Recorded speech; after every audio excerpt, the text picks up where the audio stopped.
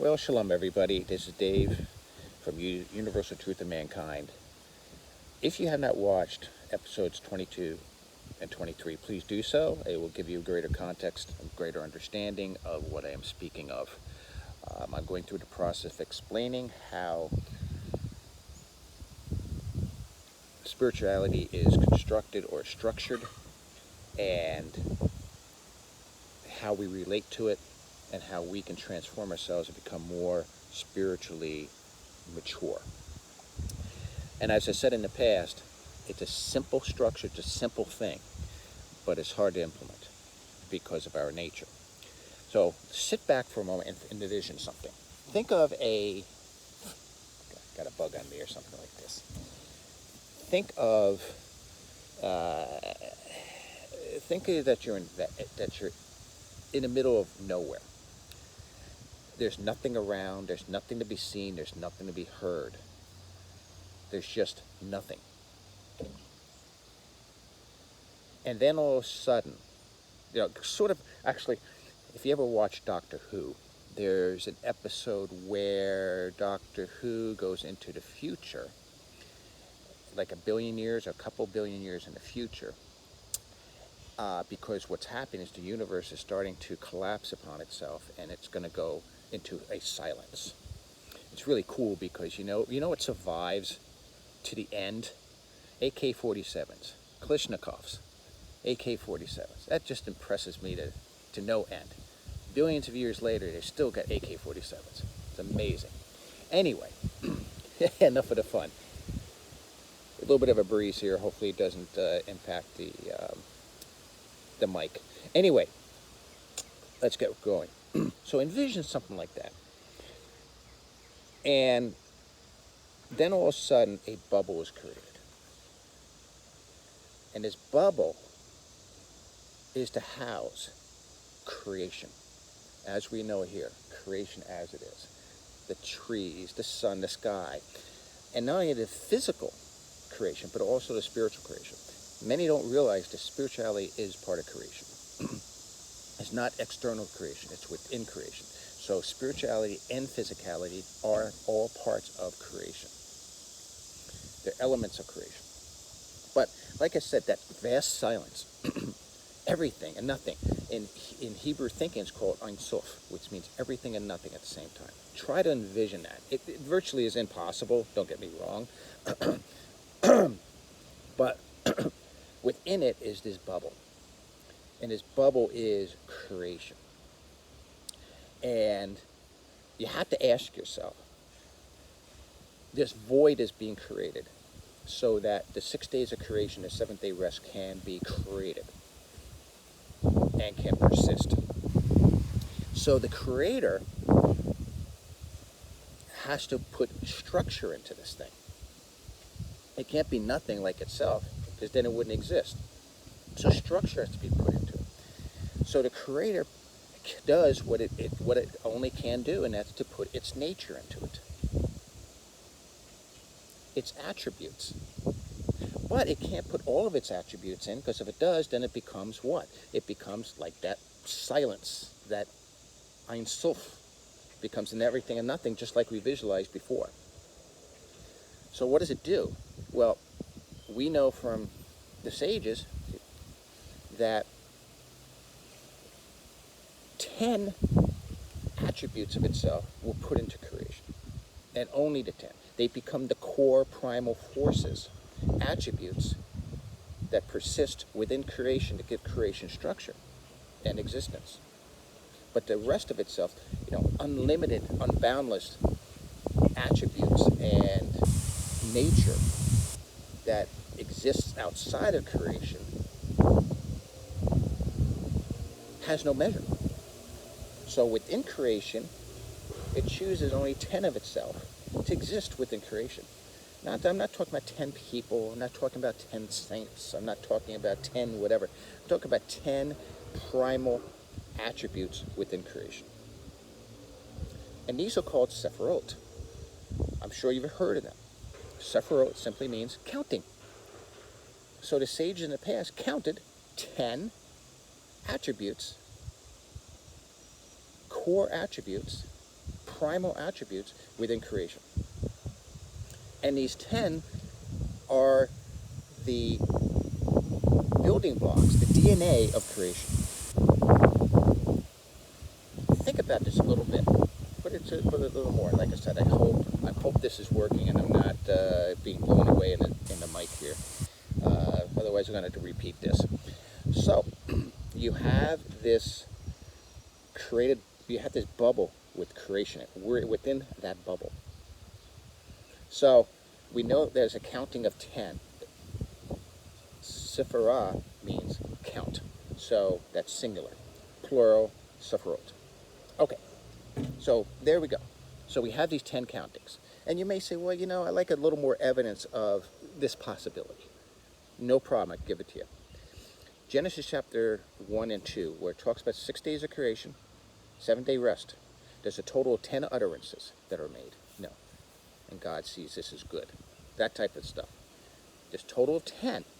Now, you may be saying to yourself, well, I counted, I only count 9. And if you do that and you came up with 9, I give you a star for the day. Because you're right, there's only 9. But I just said there's 10. Well, if you take a look at the Hebrew, you will see a blank page, and then all of a sudden, it starts with a bait. The character bait. The Hebrew character bait starts the whole process of the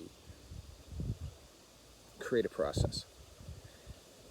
You go from silence to p, like a bang, a boom.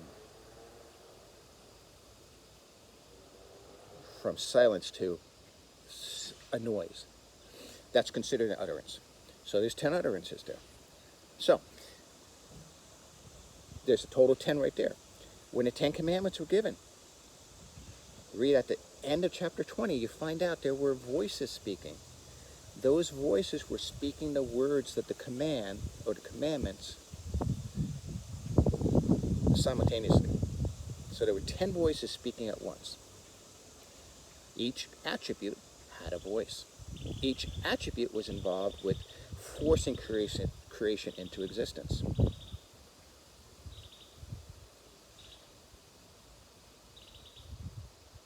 So, as we said in a previous video, talked about there's 7 specifically that relate to us because they were related to Elohim. So there's 7 plus 3. What's interesting is that the 3 represent a structure to guarantee the completion of existence. It creates a structure. It creates a will. In other words, will just be.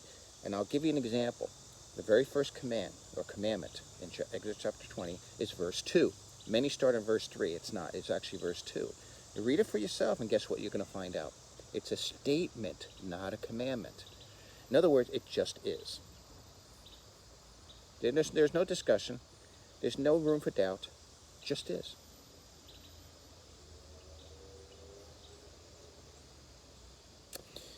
So we have this will, we have wisdom. Why wisdom? Why is wisdom so important? Because wisdom is the fluid that's going to transform the rest of creation. We have something called time. So what was started needs time in order to complete down to our level. So physicality right now, physical realm, is out of sync in a sense, or is not being transformed as quickly as spirituality. Spirituality is complete in and of itself, but time is the barrier between spirituality and physicality. And remember, this is all within the bubble of creation. So physicality has to be transformed. And God may have stopped its creating by the 6th day. But that's where we come in. That's where now we create. The Creator created something from nothing. Now it's our job to create something from something. So we have a work. We have a job to do. It's not to make money. It's not to work at a food store or become an executive or a garbage man or a carpenter. Nothing to do with all that stuff. We have a spiritual, I'm hearing my chickens in the background. We have a spiritual requirement to transform ourselves. That's our duty. Now the sages did sit back and they said, okay, we count these 10 primal forces, the DNA of creation. 3 of them are fixed.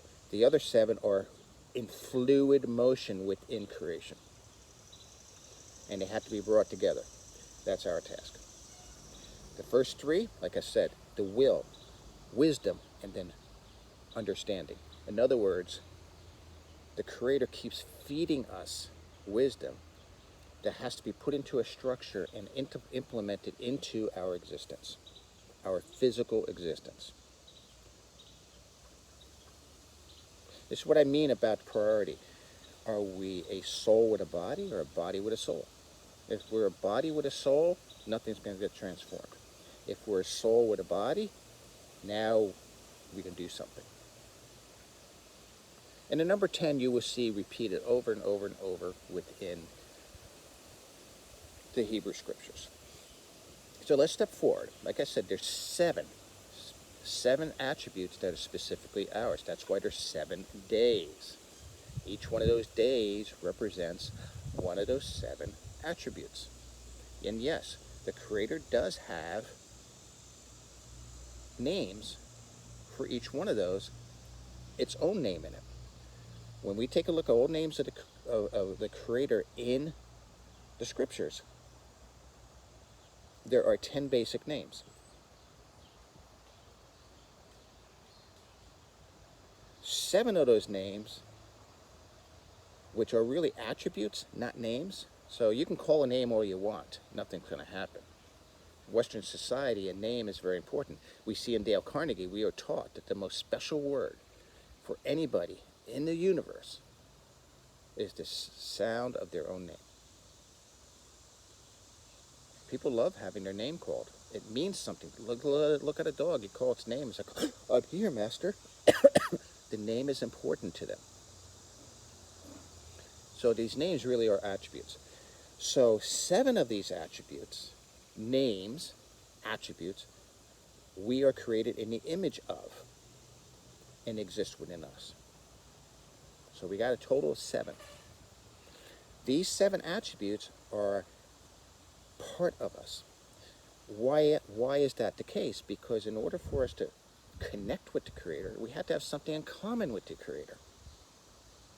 For us to transform ourselves, we have to transform ourselves to some standard, which is the attributes of the Creator. You see how this all works together? These 7 attributes is our area of workings. It's where we are to make a difference, where we are to transform our nature by taking on the attributes of the Creator. Yes, we may be 1/1,000,000th of the Creator, or maybe even less than that. So we're like,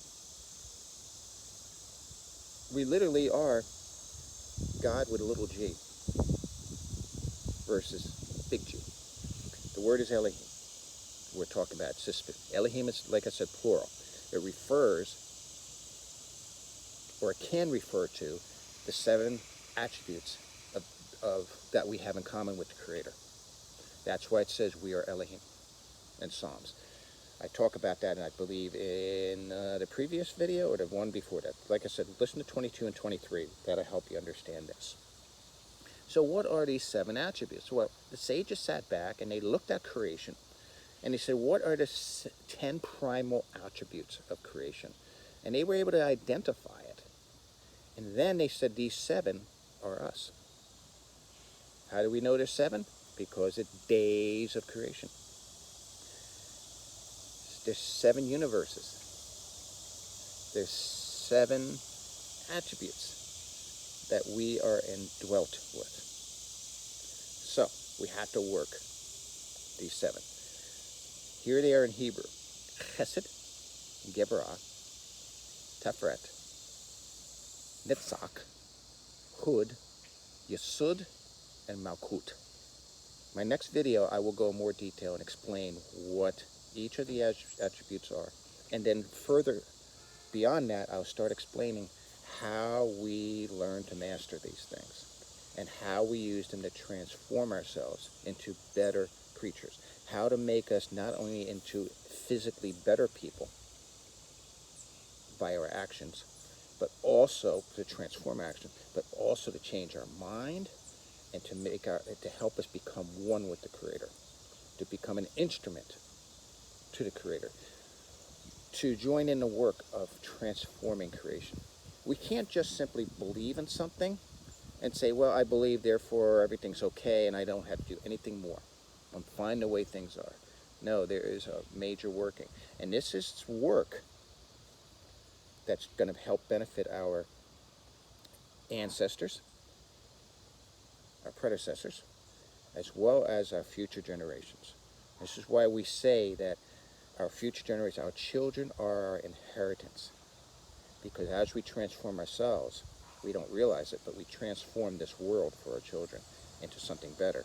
And we give them the edge so they can leapfrog us. So stay tuned, watch, listen. I'm trying to do this weekly. I don't know how many videos there will be, but please come, share, join, questions, ask. If not, that's fine. Share the video, and I wish you all, let me see, I wish you all a great week, great weekend, and be safe. Shalom, shalom.